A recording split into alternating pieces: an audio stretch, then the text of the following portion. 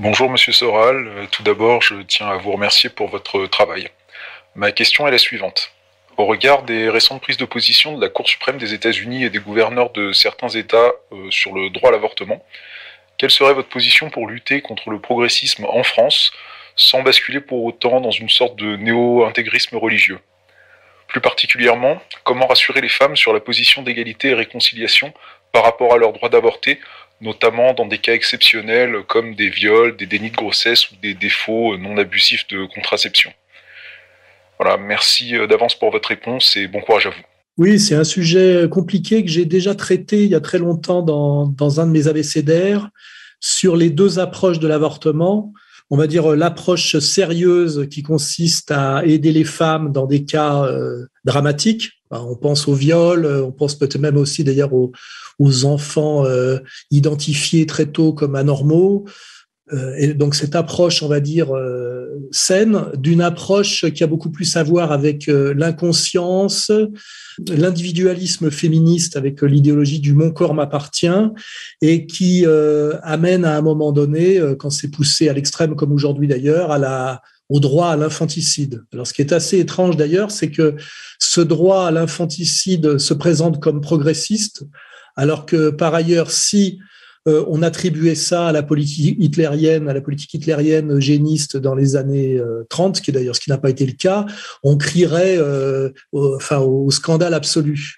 Et là, ce qui est étrange, c'est qu'en fait, cette régression et cette dimension barbare qui consiste à mettre à mort des presque bébés, parce ce sont quand même des êtres vivants, hein. C'est trop facile de dire que tant que le bébé n'est pas sorti, il n'est qu'une chose. C'est évidemment un mensonge intenable. Tout ça s'habille, comment dirais-je, du masque du progressisme et de la gauche. Un peu d'ailleurs comme tout ce qui va mal en ce moment, hein, le woke, le cancel, etc. Et donc, la position de R, qui est la mienne, c'est qu'il faut pouvoir que les femmes, dans des cas extrêmes, puissent avorter. Donc là, on n'est pas sur la ligne stricte de l'Église. Et en même temps, l'avortement de confort, l'avortement répété est quelque chose de très malsain et de très dangereux.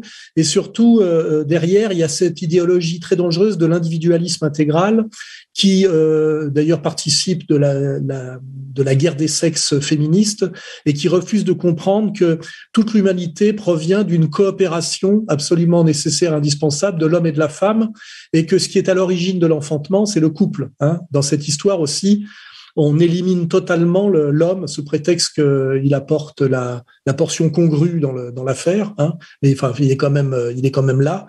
Et en fait, il faut à la fois protéger le droit des femmes à l'avortement dans des situations extrêmes qui devraient être jugées de manière collégiale et pas individuelle, et essayer de sortir de cette idéologie mortifère qui confine à l'infanticide. Et malheureusement, on voit aujourd'hui qu'il y a une poussée qu'on peut qualifier de réactionnaire, notamment aux États-Unis, tellement on est allé loin de l'autre côté. C'est-à-dire que c'est les exagérations de l'individualisme libertaire, presque assassin, qui fait aujourd'hui qu'il y a une réaction violente de la part des gens qui se réclament on va dire de la loi naturelle, qui est en fait la loi religieuse, hein, qui considèrent eux comme la loi de Dieu. Donc, toujours pareil, les extrêmes entraînent les extrêmes. Et je pense que tout ça demande un travail profond d'éducation et de rééducation. Et je le dis, hein, de sortir de cet individualisme féministe haineux basé sur la guerre des sexes et pour qui l'enfant est à la fois un caprice, un enjeu, un privilège, ce qui met l'humanité dans une situation grave pour son avenir, puisque, je le répète, si on ne part pas du principe que l'origine de l'homme et du monde, c'est le couple et non pas la guerre des sexes, et si on ne rappelle pas à la femme qu'elle est médiatrice dans la génération des populations, et avec tout ce que ça implique de sérieux, on va vers quelque chose de très grave dans lequel on est d'ailleurs aujourd'hui pratiquement, puisque aujourd'hui la loi même prescrit l'avortement jusqu'à la naissance pour cause de troubles psychologiques de la mère, ce qui veut dire en fait légalisation de l'infanticide. Ça va tellement loin dans ce sens-là qu'il est évident que comment dirais-je, la réaction opposée se comprend et que même il va falloir à un moment donné revenir à ce qu'on appelle la raison, la raison et le sérieux sur ce sujet.